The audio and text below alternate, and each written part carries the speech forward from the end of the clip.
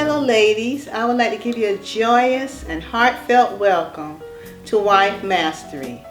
I'm Juliet Denise Kears, author of Soulmates, A Love So True.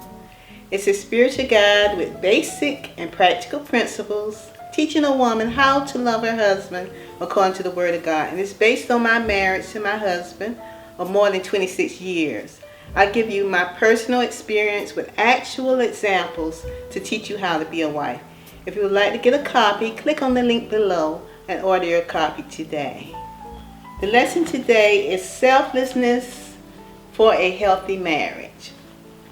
First, I will go over the scripture and definitions to teach you how not to be so selfish. Okay, the scripture I'll be reading from today is Romans 12:9. It says, it's 12 chapter 9 through the 10th verse. Okay, the 9th verse says, let love be without dissimulation. That's hiding true feelings, thoughts, or intentions. Abhor, that means hate that which is evil. Cleave to that which is good. Be kindly affectionate one to another with brotherly love, and honor, preferring one another. John 13:34 says, a new commandment I give unto you, that ye love one another as I have loved you, that ye also love one another.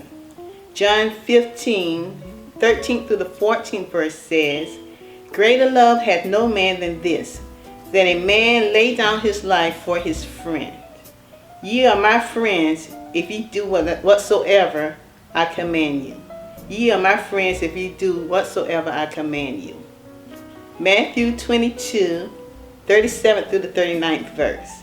Jesus said unto him, thou shalt love the Lord thy God with all thy heart, and with all thy soul, and with all thy mind. This is the first and great commandment.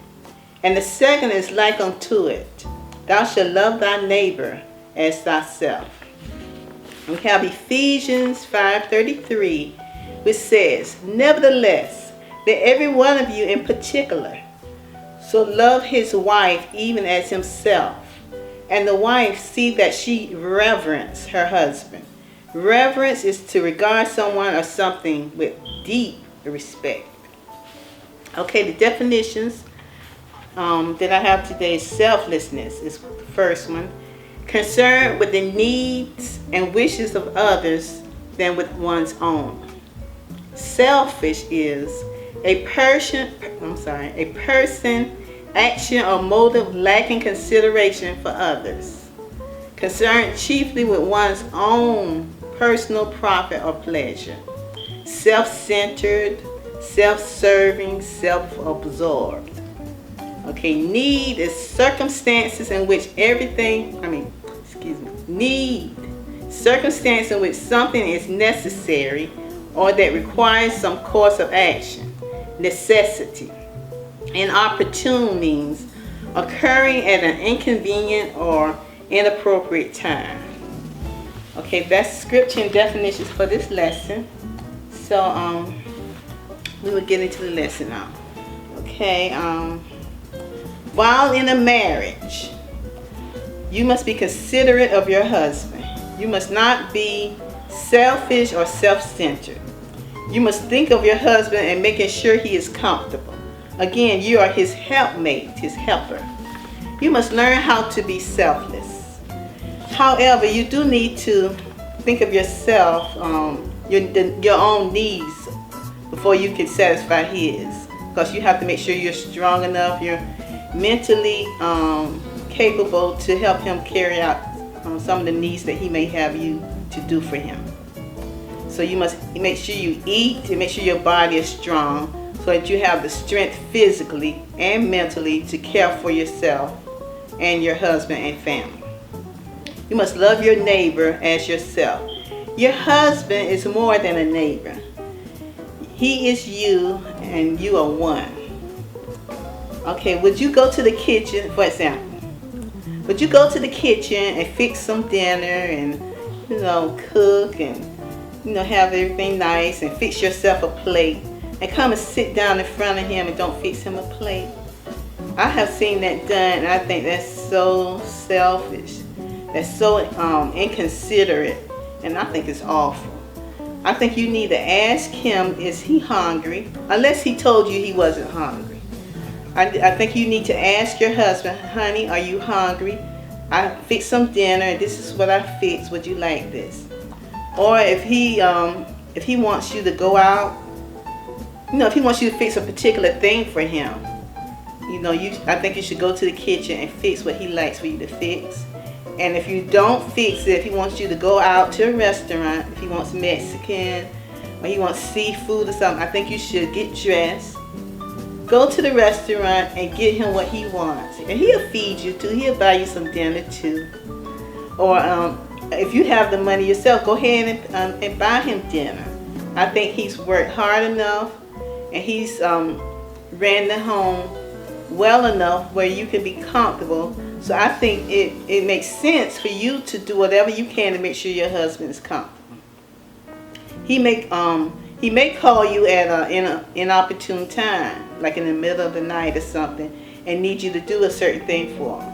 And I think you should get up. I know we don't want to wake up out. I never want to wake up out of my sleep. If I have a good sleep, a good dream going, I don't want to get up, but I will. I've gotten up. And I did certain things for my husband that he needed at that time, because I'm someone who's supposed to make sure he's taken care of. And God would be glad that you did it. He would be glad that you were obedient to his word. And he would be pleased and he would be honored that he would be glad that you thought enough to honor him by being obedient to his word. And I could also tell at certain times if my husband would act a certain way, I knew he needed something from how he acted, or from his reactions. He didn't always have to tell me, honey, I need this, honey, I need that. I knew from being with him so long, I knew from his reactions that he needed something. So I would ask him, honey, you need this, or honey, you need that. And he said, yeah, how did you know? I say from how from your reactions. So I knew my husband like that. And I'm pretty sure you do know your man. Every woman knows her man. And you know how to take care of his needs unless you want some other woman to take care of his needs. I'm pretty sure that's a line that goes around this neighborhood of women who would love to have what you have, who would love to have your husband. And if they can, they'll take him from you and they'll take care of him the way he needs to be taken care of. But I'm sure you don't want that to happen. So, just be generous with your time and energy and make sure that your husband is well taken care of. And stop being so selfish. Stop pouting and fussing about everything. And just be grateful. Just be gracious to God that he blessed you with someone so beautiful. He blessed you with a gorgeous man who's there every day. You see him every day. He takes care of your needs. He goes out and work. He gives you money to shop. He's just a good man. And so what I have to say today is be selfless. Try to be more selfless. You're going to take care of your needs, of course, but try to be more selfless and love your husband like you love yourself. And remember, you make him glitter as gold, and you be the sparkle in his diamond. And you have a good morning, noon, and night. And I'll see you next time on Wife Mastery. Thank you.